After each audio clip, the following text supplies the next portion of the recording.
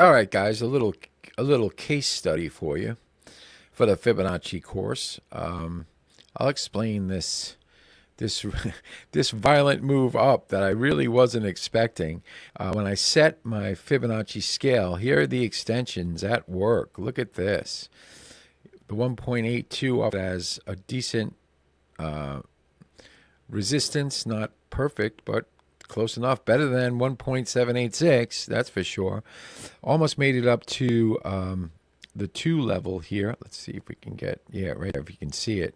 That's like the 200 level, 200 point level. Now, here's what's going on.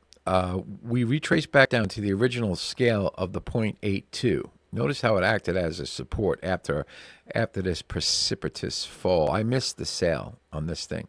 Actually, I was long, and I got out at a take profit or a stop. The protective stop got hit. I actually re-got long again at 144.12. Okay, I sold half my position at 57, and right now, what am I looking at? Well, I moved my stop up to like 32. Okay, you got to be willing to give up some profits for additional gains. Now, what I'm looking at and what's very important is this 1 hour high bars close. That is the point that it needs to get over, or this could actually act as the point that the marketplace turns back down. And it looks like that's what's happening right now.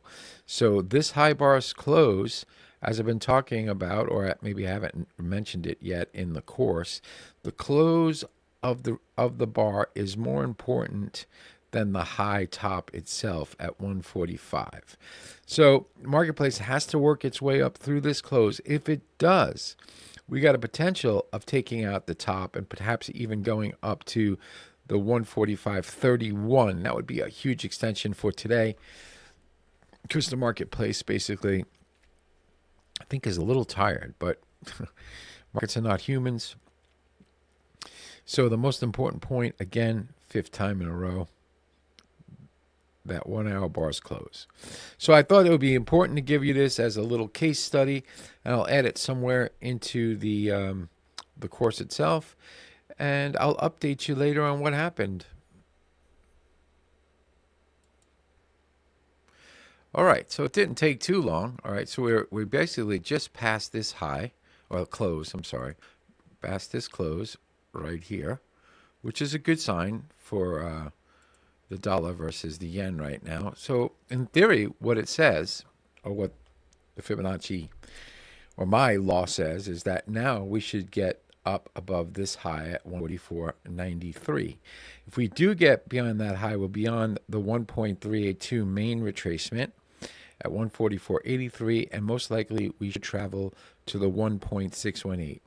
Let's see how it plays out. Again, I moved my stop loss up, and I said earlier, which I think is very important, is that you have to be willing to give up additional profits. Actually, you have to be willing to give up profits for additional gains. It's an important concept. Of course, if it can't get through 1.382 and hits my stop, I'm gonna be, well, stuff happens. But right now, getting above this close is a good thing. It should now act as this close should now act as a support level, perhaps even, dropping down a little bit to 51 again before takeoff. So let's see what occurs. All right, so we're in the middle of a slight retrace here. We came up to the 1.382. We're now below that high bars close. Not a good thing, but like I said, we could retrace down to this close right here on this hourly, like the 51, maybe and perhaps like 47. And then it would have to gain up enough steam to get through the close again and get through the 1.382 to potentially go up to the 1.618. And we'll see what happens. All right, so I just went out for how many hours? Let's see, 4 hours. And the marketplace is being favorable to me. So I have a take profit for the day at 145. I think I placed it at 20.25, a little bit before the 1.618. And we're looking at, let's see, 144.12. Stop loss was 143.78. So it was a 34 pip stop. 144.12 and 144.12 and 145.0, say 4 out right now. So it's 92 divided by 34. It's sorry, the other way around. 5, like almost a 3R gain. That's pretty good. Yeah, 3 point something R gain. That's not bad so far, right? So if I get targeted out, you know, it's going to be like a 3.3 R gain. Not a bad day. So there's a little bit of a case study. Maybe I should just let it play out. I got nothing to lose. I mean, I'll just put it on right now. So what I'm going to do now is I'm going to move my stop loss to 144.58.